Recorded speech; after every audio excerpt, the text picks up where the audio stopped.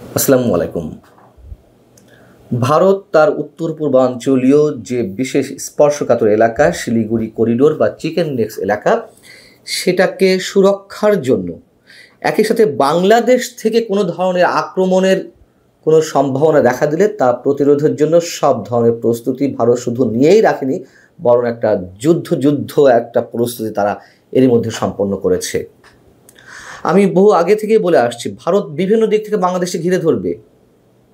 সেটি যুদ্ধ বিষয়ক কোনো প্রস্তুতির জায়গা থেকে হোক কিংবা ব্যবসা বাণিজ্যের জায়গা থেকে হোক, ভারত বিভিন্ন দিক থেকে বাংলাদেশকে ঘিরে ধরছে। আপনারা নিশ্চয়ই এর মধ্যে শুনেছেন, ভারতের উত্তর পূর্বাঞ্চলীয় যে 7 রাজ্য, ভারতের জন্য খুবই স্পর্শকাতর যে এলাকা, সেটিকে সুরক্ষার জন্য ভারত ধীরে ধীরে অনেক দূর এগিয়ে এসে রাফাল যুদ্ধ বিমান সেখানে মোতায়েন করেছে। একই সঙ্গে রাশিয়ার তৈরি S-400 বিমানও তারা সেখানে মোতায়েন করেছে। আরও অনেক ধরনের প্রস্তুতি রয়েছে। চিকেন নেক্সে বাংলাদেশ, নেপাল, ভুটান এবং চীনের সংযোগস্থলেই তো চিকেন নেক্স, এবং এই চিকেন নেক্স নিয়ে তো নানান ধরনের কথাবার্তা গত 10 মাস ধরে হচ্ছে। ভারত পাকিস্তানের মধ্যে যে প্রাথমিক যুদ্ধটা আমরা দেখলাম, সেটির আপাত অবসানের পর ভারত এখন তার পূর্ণ দৃষ্টি নিবদ্ধ করেছে চিকেন নেক্সের দিকে। এর অনেকগুলো কারণ আছে, শুধুমাত্র যে বাংলাদেশই একমাত্র কারণ তা নয়। তবে যে কারণেই হোক, বিপদের মুখে সবচেয়ে বেশি পড়ার সম্ভাবনা বাংলাদেশের। যে কারণগুলোর মধ্যে রয়েছে তার মধ্যে একটি হচ্ছে ভারত ভুটান সীমান্তের কাছাকাছি চীনের যে সাম্প্রতিক মহড়া, সেটি একটি কারণ। দ্বিতীয় কারণ হচ্ছে 5 আগস্টের পর দ্রুত যে রাজনৈতিক পরিবর্তন বাংলাদেশের ক্ষেত্রে। একই সঙ্গে চীন এবং পাকিস্তানের সাথে বর্তমান অন্তর্বর্তী সরকারের যে একটি বিশাল উষ্ণ সম্পর্ক, উত্তরোত্তর এই সম্পর্ক আরও ঘনীভূত হচ্ছে ভারতকে বৃদ্ধাঙ্গুলি পরিদর্শনের নামে, সেটি একটি বিষয়। এবং পাকিস্তানের সামরিক গোয়েন্দা সংস্থা ISI এর একটি প্রতিনিধি দল অতি সম্প্রতি বাংলাদেশ সফর করে গেছে এবং সন্ত্রাস বিরোধী সহযোগিতা নিয়ে ঢাকার সঙ্গে একটি আলোচনা হয়েছে। এটি ভারতের বিভিন্ন গণমাধ্যম এইভাবে উল্লেখ করছে এবং এই বিষয়টি নিঃসন্দেহে তাদের জন্য উদ্বেগের। এর সাথে রয়েছে ভারতের উত্তর পূর্বাঞ্চলীয় যে 7 রাজ্য, সেই 7 রাজ্যকে কেন্দ্র করে, 7 সিস্টার্সকে কেন্দ্র করে আমাদের সরকার প্রধান ডক্টর মোহাম্মদ ইউনূসের যে সাম্প্রতিক একের পর এক মন্তব্য, চীনে গিয়ে চীনের প্রেসিডেন্টের কাছে এই বিষয়টিকে কেন্দ্র করে নানান ধরনের মন্তব্য। বাংলাদেশে কদিন আগে চট্টগ্রামে একটি অনুষ্ঠানে তিনি আবারও সে একই মন্তব্য করেছেন।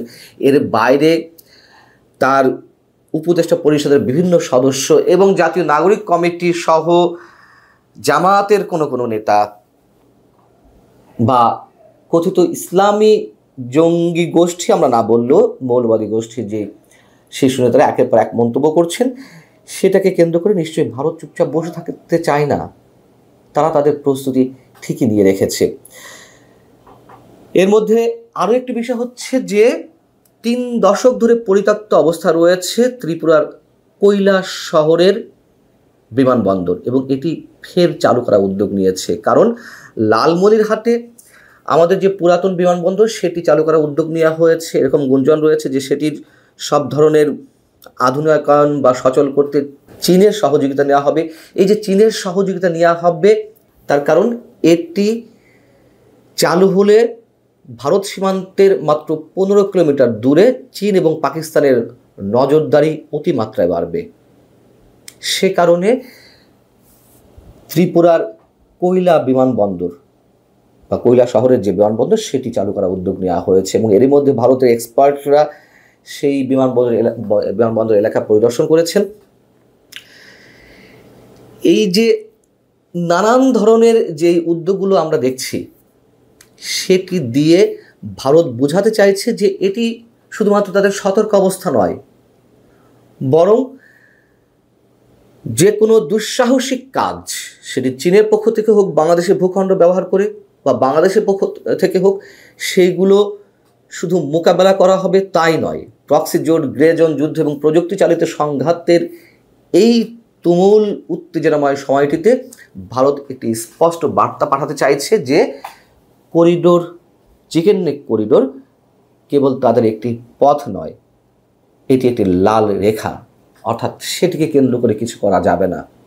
আমরা জানি যে চিকেন নেক মাত্র 20 থেকে 22 কিলোমিটার প্রশস্ত এবং এটির সঙ্গে ভারতের উত্তর পূর্বাঞ্চলীয় যে 7 রাজ্য সেটির সঙ্গে ভারতের মূল ভূখণ্ডের একটি যোগাযোগের ব্যবস্থা, এবং ভারতের এই 7 সিস্টার্সের সঙ্গে ভারতের মূল ভূখণ্ডের যে যোগাযোগ বা পণ্য সামগ্রী আনা নেওয়ার বিষয়টি বাংলাদেশের মধ্য দিয়ে চালিত হয়ে আসছিল বেশ কিছুদিন ধরে, সেটিও ভারত সেটির উপর নির্ভর না করে ভারতের কলকাতা থেকে 7 সিস্টার্স হয়ে মিয়ানমার পর্যন্ত তারা একটি রুট করছে। 22,000 কোটি টাকা তারা এর ব্যয় ধরেছে। এখন বাংলাদেশ কি করছে? বাংলাদেশ ভারতের সম্ভাব্য আক্রমণ ঠেকানোর জন্য চীনের যে যুদ্ধ বিমান, যেটি দিয়ে ভারতের রাফাল বিমানকে ভূপাতিত করেছে পাকিস্তান, এমনটি বলা হয়, সেই যুদ্ধ বিমান কেনার উদ্যোগ নিয়েছে বাংলাদেশ। কয়টি বিমান কিনবে? বাংলাদেশে আর কি প্রস্তুতি রয়েছে? দেখুন, ভারতের প্রতি একের পর এক হুমকি বর্তমান অন্তর্বর্তী সরকারের খোদ নির্বাহী প্রধান উপদেষ্টা ডক্টর মোহাম্মদ ইউনূসের পক্ষ থেকে যে একের পর এক নানান ধরনের উত্তেজনাকর বক্তব্য, যুদ্ধের জন্য প্রস্তুত থাকতে হবে, আমাদের যুদ্ধ করতে হবে, যুদ্ধের জন্য প্রস্তুতি এমন অবস্থা নিতে হবে যাতে আমরা না হারি, এবং অন্যান্যদের বক্তব্য তো রয়েছে এর সঙ্গে। আমাদের কথা হচ্ছে ভারতের সঙ্গে আমরা কতটুকু পারবো কি পারবো না, সেটা তো অনেক বড় বিষয়। এবং বাস্তবতা নিরিখে তাকালে বাংলাদেশের ভূখণ্ডের চীন থেকে উড়ে এসে, পাকিস্তান থেকে উড়ে এসে কতটুকু ভারতকে মোকাবেলা করা হবে, আমাদের বাস্তবতাগুলো স্বীকার করতে হবে।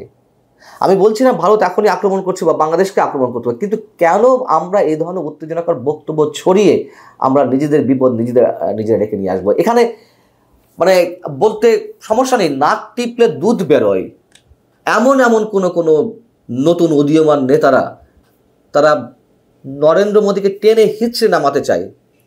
এইসব বালখিল্য বক্তব্যের কি মানে থাকতে পারে?